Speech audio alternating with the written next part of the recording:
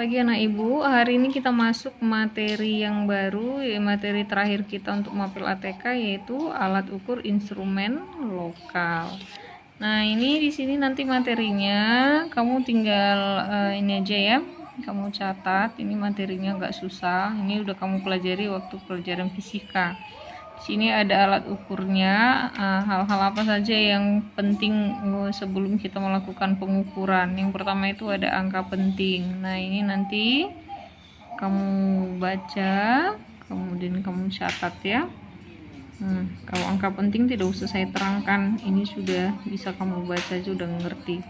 Nah, ini kemudian pengoperasian angka penting seperti apa, perkaliannya. Kemudian ada ketelitian alat ukur, nih ketelitiannya, kemudian ketidakpastian, kemudian ada kalibrasi. Biasanya kalibrasi itu digunakan untuk alat ya, peralatan. Sebelum kita memakai peralatan biasanya kita lakukan dulu kalibrasi. Nah, ini kalibrasi, tujuan kalibrasi itu apa, manfaat kalibrasi itu apa, kemudian prinsip dasar kalibrasi itu apa. Nah, persyaratan kalibrasi itu apa. Nih, kemudian ada macam-macam alat ukur. Nah, macam-macam alat ukur tuh misalnya ada alat ukur panjang. Kemudian ini ada alat ukur panjang. Biasanya alat ukur panjang itu alat yang digunakan adalah mixtar atau penggaris. Nah, untuk pengukuran mixtar, untuk kamu udah biasa gunakan, bagaimana cara melihat alat ukurnya atau membacanya. Kemudian ada meteran. Nah, meteran ini seperti ini. Kemudian ada jangka sorong. Nah, ini jangka sorong, kamu pernah lihat jangka sorong? Nah, seperti inilah bentuk jangka sorong. Nah, ini ada rahang tetap, ada rahang geser. Kemudian untuk pembacaannya di sini ada skala utama itu di atas, skala nonius ini yang kecil ini. Nah, untuk pengukuran, untuk bagaimana cara membacanya, ini akan saya terangkan. Nah, bagaimana cara membaca jangka sorong? Nah, lihat, ini yang di atas ini adalah skala utama, yang di bawah ini adalah skala nonius. Skala utama itu skalanya ini 2, 0,1, 0,2, 0,3 dan seterusnya. Sedangkan untuk nonius itu skalanya 0,01. Nah, ini lihat, angka 0 skala nonius berada pada angka 2,7. Yang mana 2,7 tuh? Nah, ini 2, 2,1, 2,2, 2,3, 2,4, 2,5, 2,6, 2,7. Lihat 0 nonius yang di bawah. Ini batasnya. Berarti dia 2,7. Nah, untuk melihat skala noniusnya, kamu lihat mana skala nonius yang berhimpitan dengan skala utama di atas. Nah, coba lihat di sini yang berhimpitan yang mana. Nah, yang berhimpitan ini kan 0,01, 0,02, 0,03, 0,04, 0,05, 0,06. Ini tidak ada yang berhimpitan. Yang berhimpitan itu adalah 0,06. Yang ini dia berhimpitannya. Maka nanti dapat dituliskan skala utama ditambah skala nonius, 2,70 cm tambah 0,06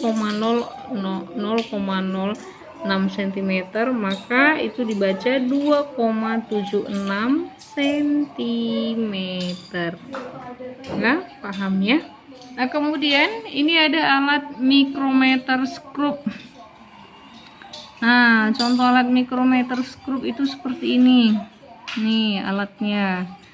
Nah, lihat hasil pengukuran skala utama tambah skala nonius. Yang mana skala utamanya, yang mana skala nonius? Kalau di sini nggak nampak dia ya. Nah ini kan, ini skala nonius, yang ini skala utama. Nah, untuk pembacanya kita lihat contohnya ini. Coba lihat contohnya. Contohnya mengukur ketebalan meja. Nah, ini juga skalanya ini skalanya, lihat ini skala utamanya, ini skala non-newsnya. Nah coba lihat, skala utama menunjukkan angka 8. Yang mana angka 8? Ini kan 0, 1, 2, 3, 4, 5, 6, 7, 8. Nah ini dia 8, maka 8,00. Yang 0,16 itu yang mana? Nah lihat mana yang berhimpitan dengan garis tengah ini, dengan garisnya ini, dengan garis utamanya ini. Nah coba lihat, ini kan 10 ke atas dia naik, berarti 10, 11, 12, 13, 14, 15, 16, 17 dan seterusnya. Nah lihat mana yang berhimpitan dengan garis utama ini. Di sini 15. Ini skalanya 0, ya, 0,1, 0,2 dan seterusnya. Berarti ini 0,11, 0,12, 0,13, 0,14, 0,15. Nah kebetulan ini 0,16 yang berhimpitan, maka dia dituliskan 8 ditambah 0,16 sama dengan 8,16 mm. Itu untuk pembacaan mikrometer. Nah ini ada juga alat ukur volume. Ini mungkin kalau di lab udah sering lihat. Alat ukur volume itu ada gelas ukur, kemudian nah gelas ukur itu apa aja, apa gunanya, kemudian ada pipet ukur tahu kan, kemudian ada pipet volume. Nih pipet volume yang ada gondokannya di tengah-tengah, yang ini, ini tengah-tengah. Kemudian ada yang namanya buret. Nah ini buret sudah pernah lihat kan. Kemudian nah fungsi buret itu untuk apa, kemudian cara menggunakan buret itu bagaimana. Biasa buret itu digunakan untuk titrasi. Nah ini cara membersihkannya. Nah kemudian ada labu ukur. Ini labu ukur itu macam-macam ya volumenya. Kemudian alat ukur massa. Ini alat ukur massa atau neraca dapat digolongkan berdasarkan ketelitian. Nah nih ada neraca Ohaus nih namanya, atau neraca 1 piring 4 lengan. Nah ini juga sama caranya. Nah lihat untuk cara menghitungnya, nih ada lengan belakang, tengah, kemudian depan.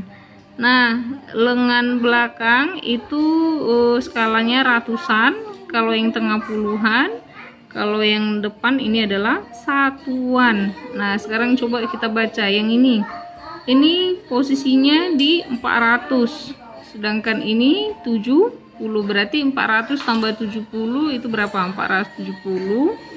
Nah lengan depannya berapa? Ini 9. Mana dia yang berhimpitan? Mana dia yang berhimpitan dengan ini?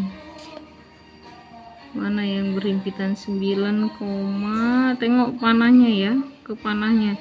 Ini 0,1, 0,2, 0,3, 0,4. Berarti dia 400 tambah 70 tambah 9,4 gram, maka hasilnya 479,4. Nah itu untuk neraca. Kemudian ini adalah timbangan industri. Nah timbangan ini mungkin sering kamu lihat untuk kapasitas besar. Ada neraca analitik. Nah ini neraca analitik. Kemudian ada alat ukur suhu, ada termometer, kemudian ada termometer non kontak atau inframerah. Nah ini dia. Nah ini yang sekarang sering kamu lihat, ini ya, mengecek suhu yang sering kita pakai sekarang gara-gara ini corona.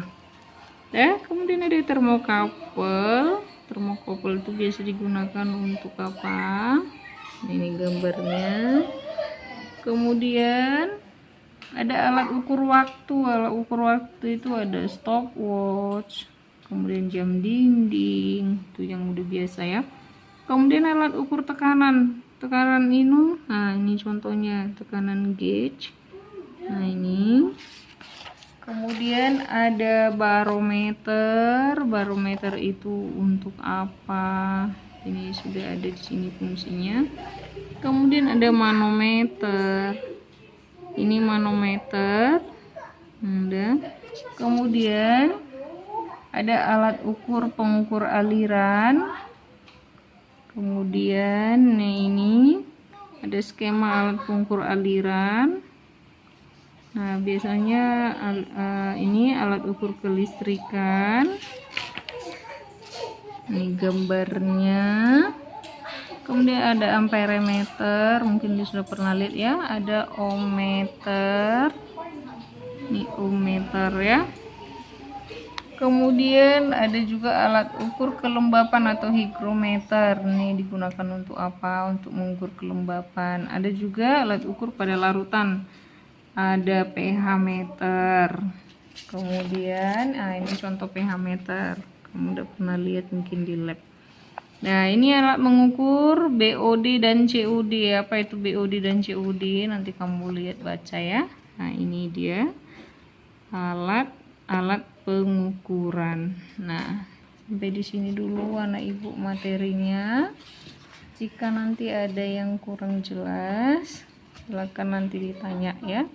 Nah, ini ada tugas mau saya kasih. Tugas ini silakan kamu isilah titik-titik pada kolom hasil pengukuran sesuai gambar. Nah, kamu tulis hasil pengukurannya. Ini nih. Kemudian ini nomor 2, nomor 3, kemudian nomor 4 ya. Kemudian ini nomor 5,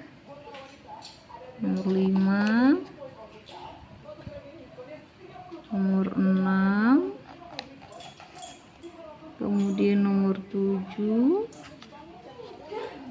ini nomor 8, 9 sampai 10. Silakan dikerjakannya nak di buku catatannya saja. Sekian dan terima kasih.